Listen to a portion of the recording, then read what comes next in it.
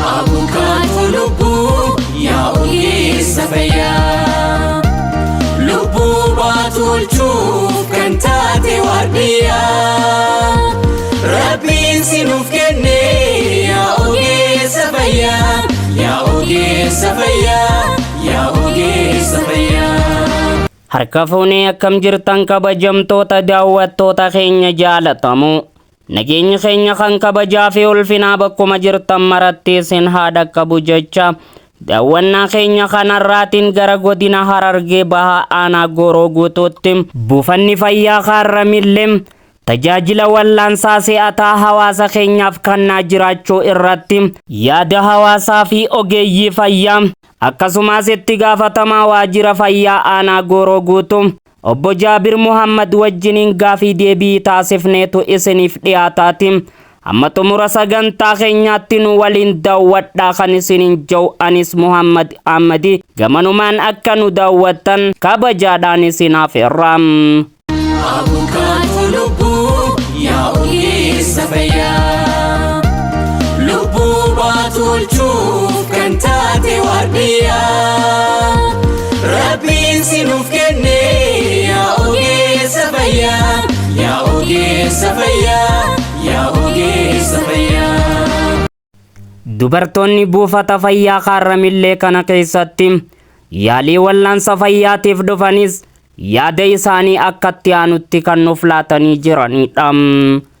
Maqaa keessan guutuudhaa fi akkasumas bulchiinsa ganda irraa dhuftanii yoo ibsa. Bulchiinsa Abdallaa Shireetiin jedhama. Aanaa Gooroo Guutuu Araddaatti jaalladha. Ogeeyyiin fayyaa hangam takka dubartoota keenyaaf tajaajila laachaa jiran kana nuuf ibsa. Ana ogeeyyii fayyaa takkanaa numaa ol agarree asii dhaqee dhaqe. Aanaan keenya sirriin nu fudhatame. Kanaafuu ogeeyyii kanaan agarree biddeena owwaa nyaachaa akka hojii hin baasin jireenya keenya irraa jijjiirame. Qulqullina sirriin nu godhaniitti dhufanii tajaajila kan rabbii nurra bulanii nu godhame jechuudha. Tajaajila si'ataa kana argachuu irratti mee ergaa dubartoota keenyaafis nu dhaama. Ergaan nan dhaabu sirri fayyadamu jira sirri tajaajila arganne. Kiriftiin qaban halkanii guyyaa nurra dhaabbatan guyyaa takka namni kana nurraa achi deemee hin jiru.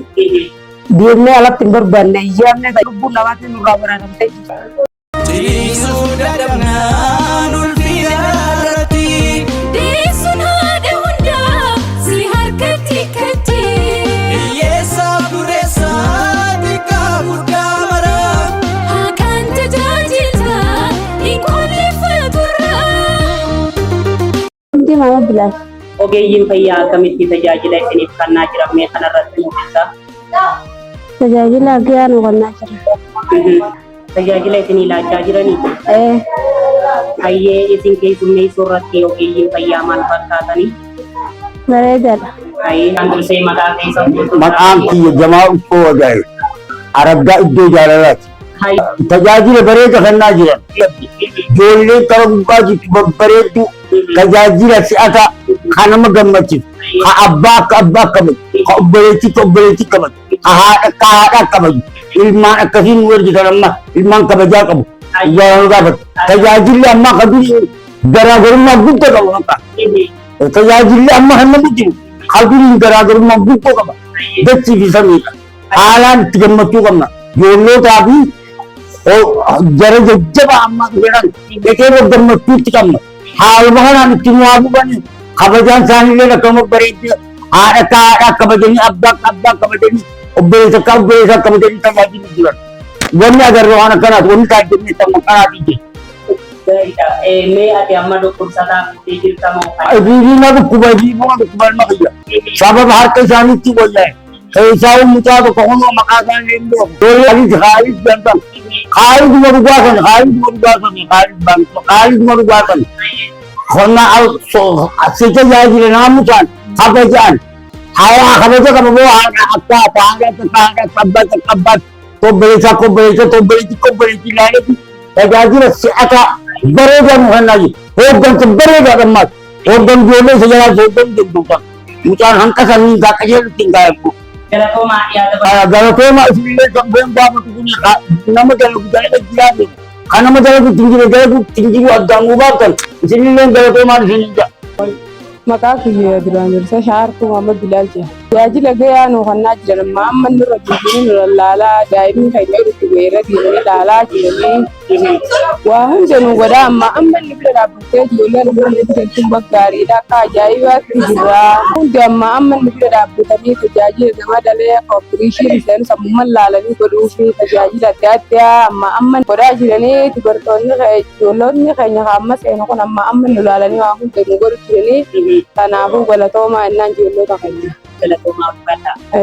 Dura bu'aan buufata fayyaa Kaarramillee obbo Khalid Indiriyaas akkaataa tajaajila si'ataa hawaasa keenyaaf itti kennaa jiran irratti yaada bal'aa nuuf laatanii kan jiranidha. Tole galatoomaadha. Maqaan kiyya Khalid Indiriyaas jedhama. Ogeessa fayyaati. Yeroo ammaa garuu immoo itti gaafatamaa buufata fayyaa Kaarramillee ta'edha. Hayyee gaarii lamee buufanni fayyaa Kaarramillee akkamitti tajaajila si'ataa hawaasa keenyaaf kennaadhaa jirtan kanarratti bal'inaan nuuf ibsaa. Buufanni fayyaa Kaarramillee akkuma buufata kamittuu eega dhaabamnes hundeeffama isaa bara 1992 irraa eegalee hawaasa kashmantii kana jala jiru irratti bara baraan tajaajila fayyaa idilee kennaafii jira.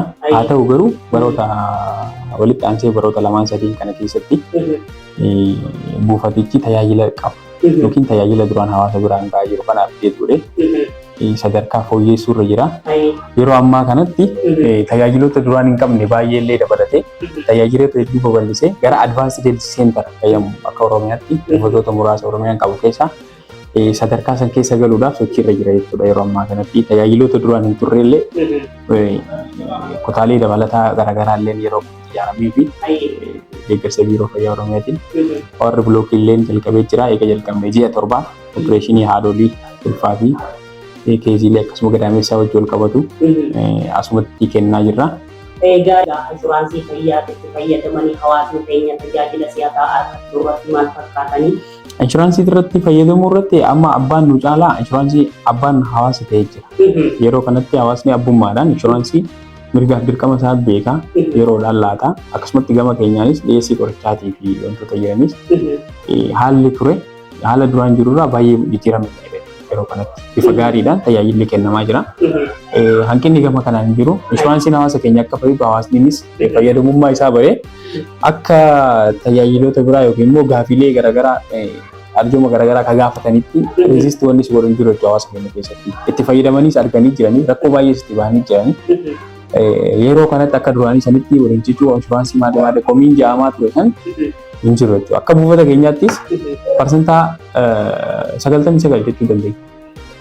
Jilama asitti tajaajilamu keessaa parsantaa 99 ol namoota. Buufanni magaalaa Kaarramillee opereetii laabgolee dubartoota keenya beeksisaa jira.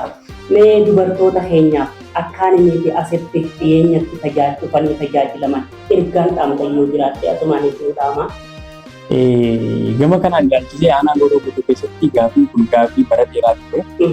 Hawaasni keenyaas dadar deema. Dadar jechuun immoo xiqqoo karaan isaa bitaadha. Adeemsi karaa isaa illee konkolaataan mijatu. Haati gaafa asii deemsee achi deemtu achi dhaltu ambulaansiidhaan deemti. Yeroo achi deemtu garuu baay'ee rakkatti. Baay'ee rakkachaa turan. Aanaan kun lafoota baay'ee fagoo qaba. Araddoota baay'ee asiin Somaalii dandeessina. Waltaadhaan qoleefaa jira, nadhiifaa jira. Hulaa booraa fa'aa jira, jiruu ifaa fa'aa jira, sapaloo jira, niinni jira. Haati achirraa dhufteeti dadar deemti. Dadarii fi niinni gidduu deemuu jechuun haati takka deessee daa'ima qabattee dadarii deessee achi niinni galuu jechuun kana nama deemee beeka jechuun warra ji'oogiraafii lafaa kanaa beekuu beeka.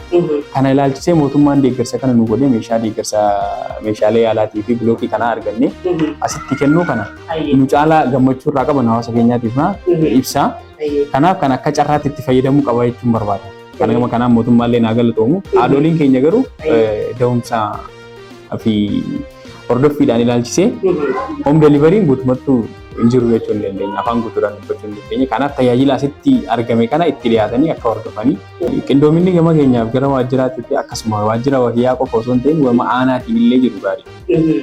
Gama keenya maaliif wanti kun kanas ga'e qindoomina jiruuni bulchaa aanaa irraa eegalee itti gaafatamaa waajjiraalleen nuti illee walumaan jirra. Walumaan wal deeggarree wanni kun irra guddaan qabsuma keenyaan mootummaan gubbaarraa ogeessumaa fi meeshaalee yaalaa qofa kan nu deeggare hanga ammaatti. Meeshaalee yaalaa malee qorichoota dhumaa tokko wanni deeggarsaan arganne hin jiru.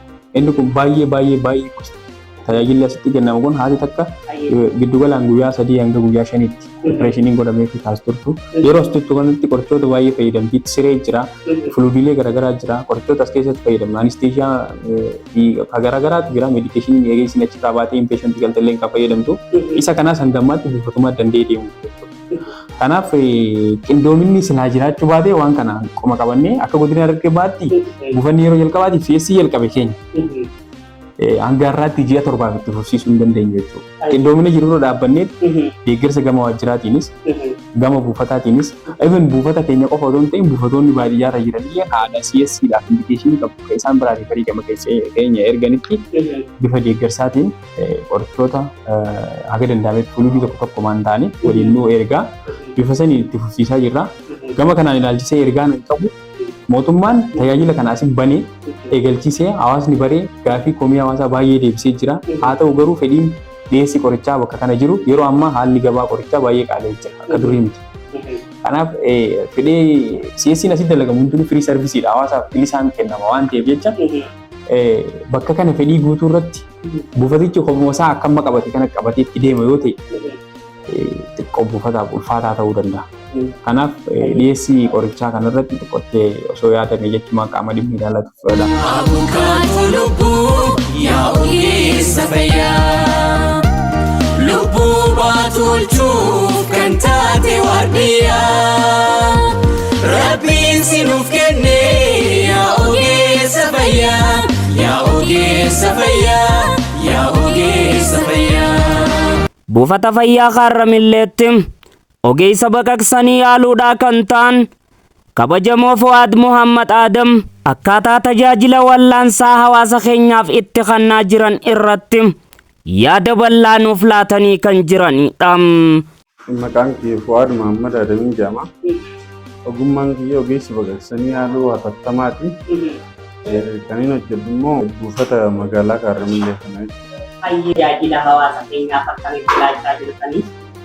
Tajaajilli nuti asitti ilaannu tajaajila baqaqsanii yaaluu haadholee ulfaa, tajaajila kalladoo baasuu yookiin ammoo liinfoomaa rimuuvaal isa jedhamu jira. Tajaajila kittaanuudhaa daa'imman dhiiraa jechuudha. Sarkamsiishin isa jedhamu jira.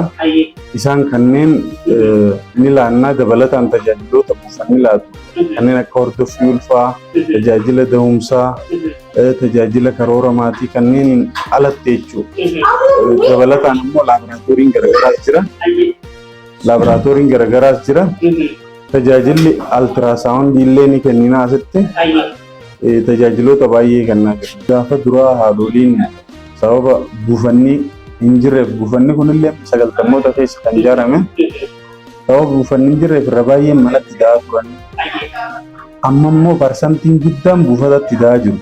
Garuu akkasumallee ta'ee namni tokko parsantii 5 illee ta'u amanatti deemiidhamaa dhufaa jiru jira. Isinni kun hafuu qaba. Maaliif nuti ilmaan isaaniitti isaanirraa baanee barannee isaan tajaajiluu dhufne halkanii guyyaa asitti saatii barbaadanii dhufanii osoo tajaajilamuu qabanii manatti akka miidhamne jechuun barbaadu. Baay'ee isin galateeffannoo illee dhuftanii waan nu gaafattaniif. Hoogganaa waajjira fayyaa aanaa Gooroo Guutuu kan ta'an kabajamoo obbo Jaabir Muhammad akkaataa buufanni fayyaa aanaa Gooroo Guutuu keessatti argamu tajaajila si'ataa hawaasa keenyaaf kennaa jiru irratti yaada walii galaa nuuf kennanii kan jiranidha. Maqaan kiyya Jaabir Muhammad jedhama. Itti gaafatamaa waajjira fayyaa. Baay'ee gaariidha meegaa buufanni fayyaa aanaa Gooroo Guutuu keessa jiran akkamitti hawaasa keenyaaf tajaajila si'ataa akkamitti kennaa jirtan kanarratti nuuf ibsaadha. Aanaa Gooroo Guutuu keessa buufataalee fayyaa 6 qabna. Keellaa fayyaa waliigalaa tokkoo fi keellaa fayyaa bu'uura 25 qabna. Buufataaleen fayyaa 6 keenya haala tajaajila isaan itti kennaa jiran yoo ilaallu fooyyeedha jechuu ni dandeenya. Ittiin qaanfannu fooyyeedha jechuu dandeenya. Buufataalee 6 hundi immoo kan tajaajilanii hawaasa inshuraansii fayyaati maallaqa hawaasni keenya waan kafalatee jira. qoricha bitanii dhiheessanii ummata ittiin tajaajiluudha. Nutilleen ummata dhageeffannee ummata tajaajiluudha. Ogeeyyiinis bifa kanaan ogeessa oriyeenti goone haala isaan itti tajaajilan ummata isaanii tajaajila si'ataa fi mijataa ta'e yeroo isaan eeganii qulqullinaa waliin akka kannaniifitti tajaajila kannaa jiran jechuun buufataaleen fayyaa keenya jedhamu. Inshuraansii fayyaa kafaluu irratti maal fakkaatanii?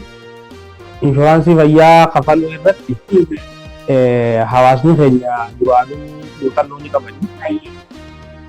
Hojjettoonni keenya kan sadarkaa gadii jiran daraktaroonni buufata fayyaatii fi hojjetaa buufata fayyaatii fi dirree irraa eksteeshinoota qabnu hunda waliin hawaasa keenyaaf hubannoo kennan.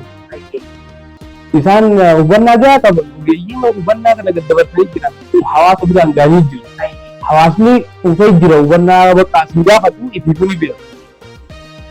Nu fayyaddii inshuraansiin keenya maallaqa keenya kaayyannee itti wallaanamuudhaa beeka.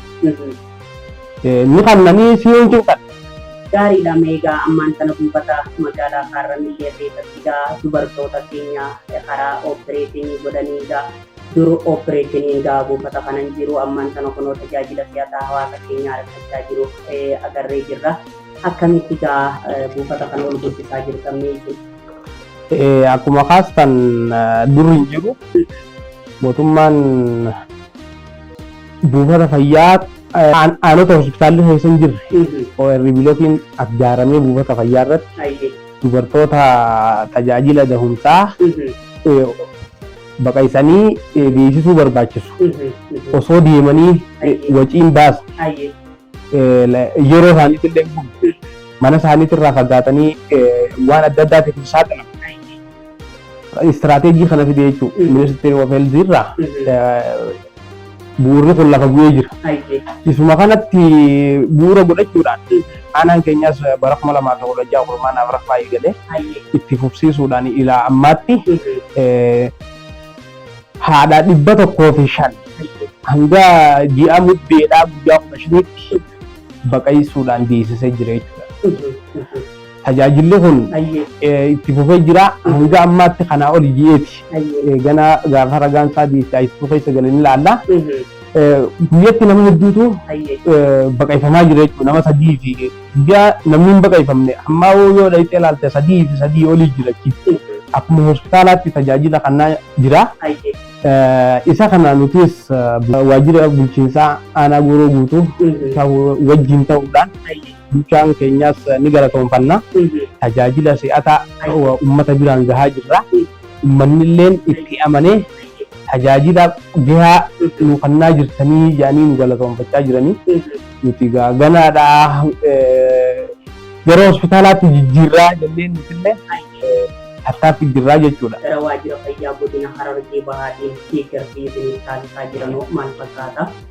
Waajjirri fayyaa godina Harargee Bahaa jalqaba isaa irratti shoora guddaa taphachaa ture. Altiraasaawundii fi meeshaalee garaagaraa biiroo fayyaa Oromiyaa irraa akka fudhannu qindoomiin immoo waajjira fayyaa godinaatii waliin isaanii waliin taanee biiroo fayyaa gaafannee biiroo fayyaa irraa arganne gargaarsa nu godhanii jiran jechuudha. Buufata fayyaa magaalaa Harramiyyaa kana ol guddisuu irratti hawaasa aanaa Gooroo guutuutiif maal dhaamsamne? Dhaabbileen tokko guddachuudhaaf tajaajila haalli tajaajila inni kennaa jiru jalqaba si'ataa ta'uu qaba. Eegasii tajaajilamaa isaanii guddatu. Nuti hawaasa keenyaaf wanni dhaabnu isaaniif dhaabbanne dhufanii itti tajaajilamuudhaaf bakka komiitti qabanillee yaada isaanii nu biraan gahuudhaaf akka guddatu. Ol guddisnaa isaanis akka nu cinaa dhaabbatan bakka gargaarsa barbaadutti illee akka nu gargaaran dhaamsa kanumaan dabarsuufii barbaada jechuudha. Qaamni galatee. Duraan dursee bulchaa bulchiinsaa aanaa Gooroo guutuu obbo Riyaad Muhammad hedduu galatoomfadhaa. Nama raajiiti, nama addaati. Dhaabbata kana deemsisuu kana itti fufiinsaan caamsaa kutarraa ilaa asitti akka deemu kan godhan isaan baajata qabanii amma ammatti hordoffii to'annaa hordoffii illee baay'ee gaggeessaa jira. Deemanii ilaalaa jira. Kana jechuun hojjettoonni bakka san jiru cimee hojii isaa akka hojjetu. Isaan illee shoora guddaa taphachaa jiran jechuudha. Achumaan horeen keenya isaan aanaatii waajjira bulchiinsaa, waajjira maamaadaa hedduu galatoomfachuun barbaada jechuudha. Hoggansa aanaa Gooroo Guutuu hundaafuu galataaf malaa kan jedhudha. Galatoomaa ulfaataa. Galatoomaa isinillee dhuftanii akkanatti yaada nurraa fudhatanii hawaasa keenya biraan gahuu keessaniif hedduu galatoomaan. Egaa kabajamtoota daawwattoota keenya jaalatamoo turtiin buufata fayyaa Karramilleetti hawaasaa fi ogeeyyii fayyaa akkasumas itti gaafatamaa waajjira fayyaa aanaa Gooroo Guutuu kabajamoo obbo Jaabir Muhammadii wajjiniin taasifne kan hanga ammaatti daawwattan kana tureeti. Qopheessee dhiyeessuudhaan akka isinii waliin ture Muhammad Ahmadi. Torban yoo rabbi jee qophii wal fakkaataa biraatiin hanga walitti deebinutti har'aaf gama kiyyaan nagayaatti. Abukaatu lubbuu yaa ogeessa fayyaa, lubbuu baatu oolchuuf kan taate waardiyyaa, rabbiin sinuuf kenne yaa ogeessa fayyaa, yaa ogeessa fayyaa, yaa ogeessa fayyaa. Abukaatu lubbuu yaa ogeessa fayyaa, lubbuu baatu oolchuuf kan taate waardiyyaa, rabbiin sinuuf kenne yaa ogeessa fayyaa, yaa ogeessa fayyaa, yaa ogeessa fayyaa.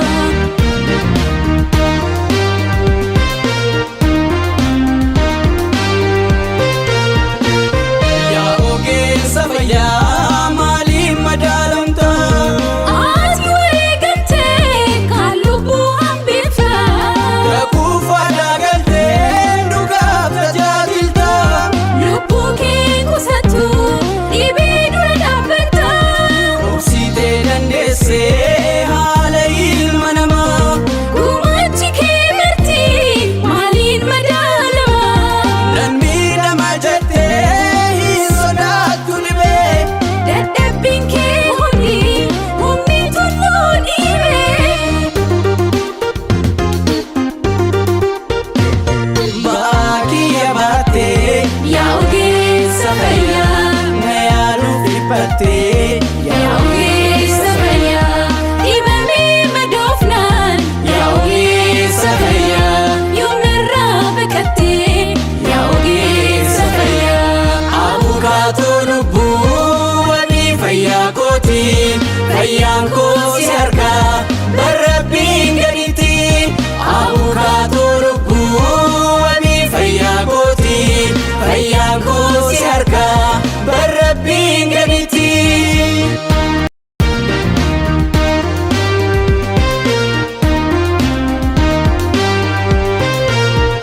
Dubbadhee hin fixuun gaarummaa kee maraa. nuti beekin malee olmaa qabdan nurraa. Dadhabbii fi nufiin hin mul'atu sirraa. Faaruutu siif mala meesiif faarsa har'aa. Ciliisuu dadhabnaan ulfina irratti. Deessuun haadha hundaa si harkatti katti. Hiyyeessaa dureessaa xiqqaa guddaa maraa. Haqaan tajaajilta hin qolleeffaturraa.